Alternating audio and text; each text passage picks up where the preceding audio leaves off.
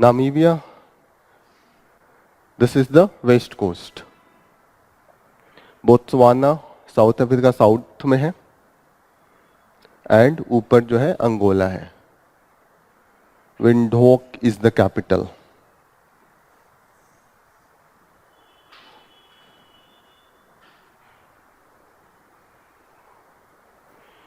इतोसा pan.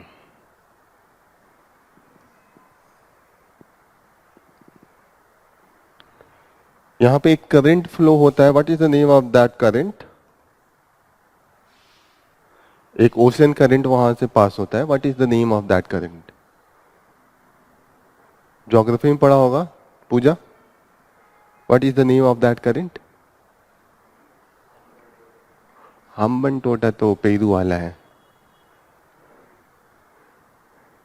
यहां पे लिखा भी है, वेनेजुएला एक शहर का नाम है, Venezuela ocean current, coastal area है। Next question, which of the following statement is correct regarding 72nd edition of Miss World? It is to be held in New Delhi, it is to be hosted in Telangana, Mumbai, Paris। कहाँ पे होने वाला है? ये भी उस दिन पढ़ा था। पीसीएस के लिए बहुत इंपॉर्टेंट है, पूछता इस तरीके का। 22nd एडिशन जो मिशन वर्ल्ड है वो that will be the miss world Telangana. उस दिन पढ़ा था ना, वो पीसीएस वाले पोर्शन में था। Next question, arrange the following major developments in the field of AI in education in chronological order. National Education Policy emphasizes digital and AI-based education. Second, National AI Strategy of India released by Niti Aayog. Launch of APU AI Tutor by Rocket Learning, last class में पढ़ा था. And introduction of Diksha platform for online learning. क्या होगा? सबसे पहले क्या आएगा? शिक्षा में एआई के क्षेत्र में निम्नलिखित प्रमुख विकासों को कालानुक्रमिक क्रम में व्यवस्थित करें। पहला है, राष्ट्रीय शिक्षा नीति डिजिटल और एआई आधारित शिक्षा पर जोर देती है। कब आया था? उसके बाद नीति आयोग द्वारा भारत की राष्ट्रीय एआई रणनीति जारी की गई है। रॉकेट लर्निंग द्वारा अप्पू एआई ट्यूटर का शुभारंभ। ऑनलाइन शिक्षा के लिए दीक्षा प्लेटफॉर्म की शुरुआत। कैसे ये होगा? What will the chronology? यहाँ पे देखें 3 लास्ट में दे रहा है, मतलब ये सबसे लास्ट में दे रहा है, तो इतना तो समझ में आ रहा है कि 3 कहीं ना कहीं यही ABC में ही कोई सही है। अब यहाँ पे है अलग अलग दिया है, यहाँ 2 कॉमन दिया है सेकंड पे, ये वाला।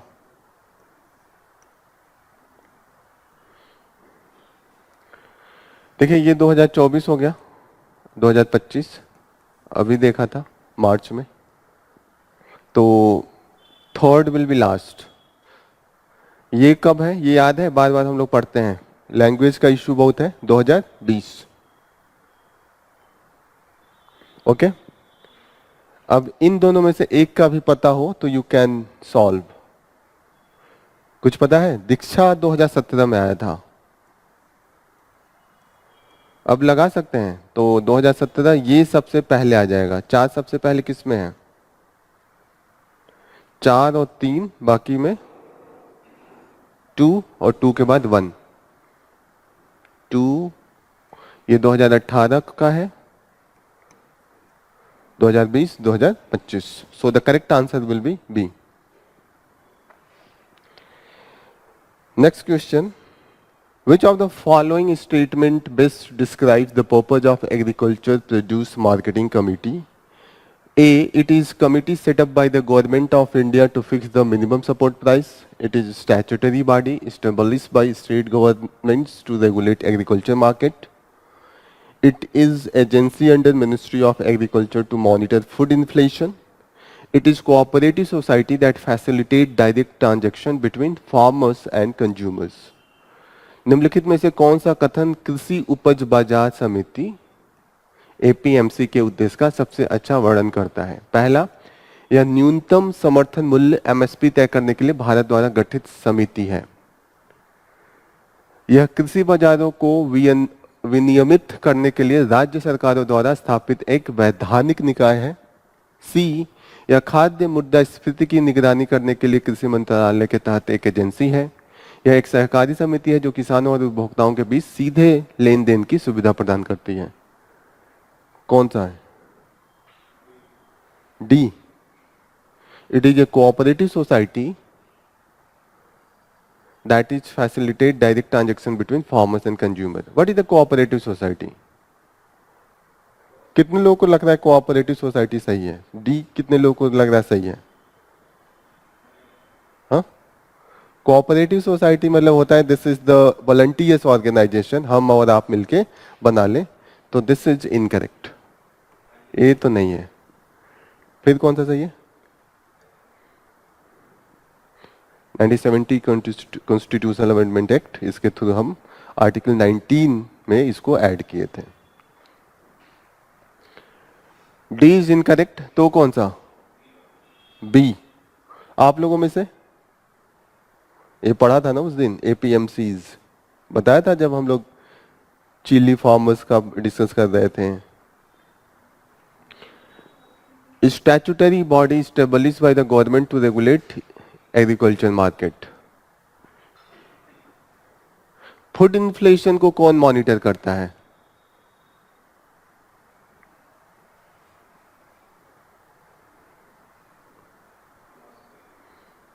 What is MOSP? Programme and statistic implementation. No, RBI करता है और एमपीसी कमेटी अभी बनी थी, वो मिलके करते हैं। देखते हैं ना हम लोग, रेट चेंज होता है इन्फ्लेशन को देख के, तो that is in MPC and RBI, so this is incorrect, ये तो नहीं होगा। मिनिमम सपोर्ट प्राइस का कौन रिकमेंडेशन देता है?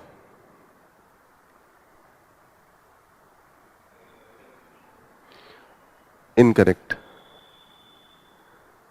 Commission of agriculture cost and price एक अलग से कमीशन है, वो रिकमेंड करता है, और बाद में जो हमारा कैबिनेट इकोनॉमिक कैबिनेट अफेयर्स जो कमेटी होता है प्राइम मिनिस्टर के अंडर में, वो इस पे फाइनल डिसीजन लेता है। तो ये भी incorrect. The correct answer will be B. It is statutory body established by the state government. तभी देखिएगा कि पंजाब का अलग हाल है, हरियाणा का अलग हाल है, यूपी का अलग हाल है, एपीएमसी, इसीलिए विरोध भी अलग अलग तरीके से हो रहे थे। पंजाब में बहुत ज़्यादा स्ट्रांग था क्योंकि एपीएमसी पंजाब में बहुत स्ट्रांग है, यूपी में कुछ उतना स्ट्रांग नहीं है, तो कुछ विरोध भी नहीं चल रहा था क्योंकि यहाँ पे जो फार्मर्स हैं वो एपीएमसी पे उतना ज़्यादा डिपेंडेंट नहीं है। So B will be the correct answer. APMC पता है ना व्हाट इज द एपीएमसी? कल हम लोग डिस्कस कर रहे थे कि जब हम एमएसपी गवर्नमेंट देती है तो एमएसपी तो हवा में बिकेगा नहीं, मिलेगा नहीं। फार्मर्स क्या करेगा, अपना उपज को लेके एक मार्केट में जाएगा, वो मंडीज जो है that is the APMC, government उसको फैसिलिटेट करती है। ये जितना भी लॉ होता है एपीएमसीज का वो स्टेट गवर्नमेंट के अंडर में होता है। एग्रीकल्चर एक स्टेट का सब्जेक्ट है तो स्टेट ही गवर्न करेगा, ठीक है। इंटर स्टेट जो ट्रेड है इन द एग्रीकल्चर वो सेंटर के पास है, इसीलिए जो फॉर्म्स लॉ बने थे, तीन फॉर्म्स लॉ बने थे जिसमें बहुत विरोध चल रहा था।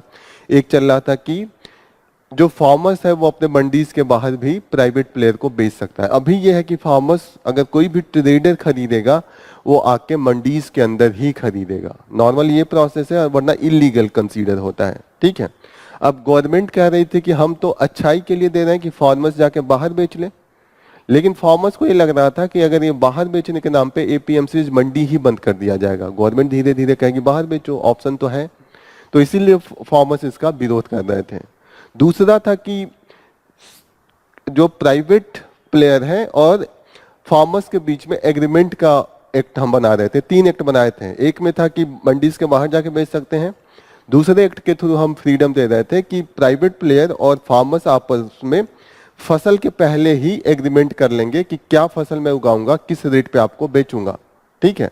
गवर्नमेंट कह रही थी इससे फायदा होगा, इन्वेस्टमेंट आएगा, प्राइवेट प्लेयर पहले ही एग्रीमेंट करेगा तो इनपुट कॉस्ट फार्मर का पहले से आ जाएगा, पहले से उसको कॉस्ट पता रहेगा तो उसी अनुसार बेचेगा।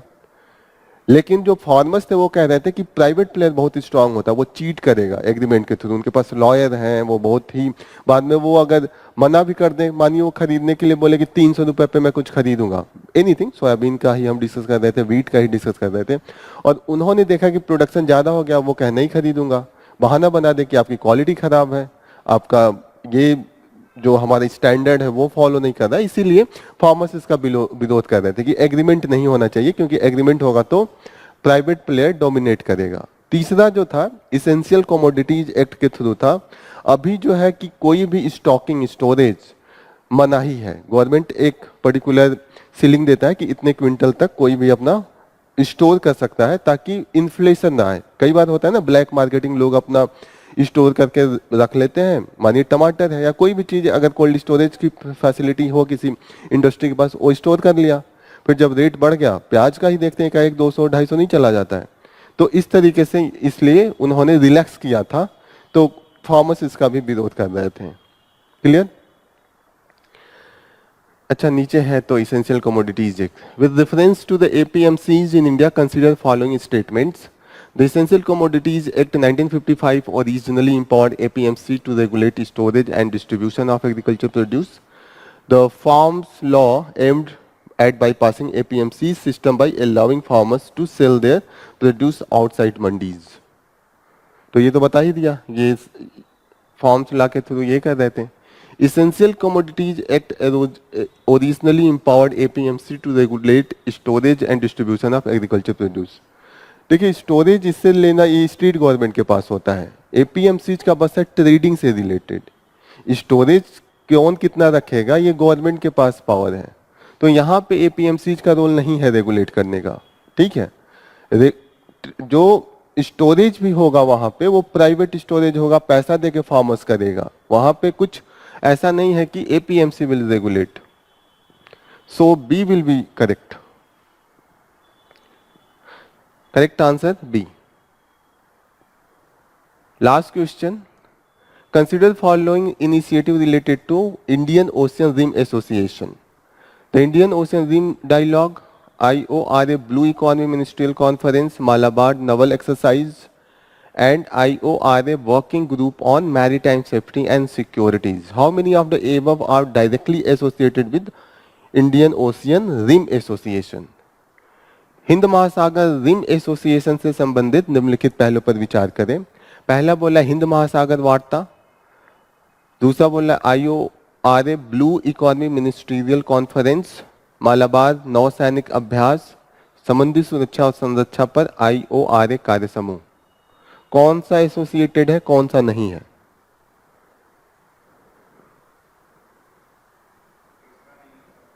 तीसरा नहीं होगा। बाकी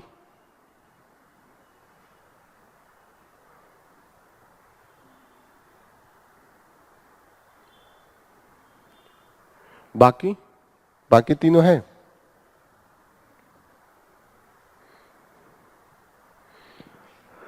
मालाबार नवल एक्सरसाइज किससे एसोसिएटेड है?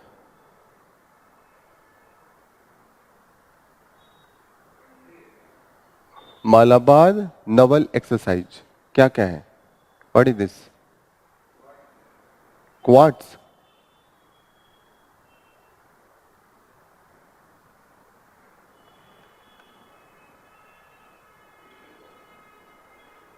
केरला वाला ऊपर वाला पार्ट, मालाबार नवल एक्सरसाइज।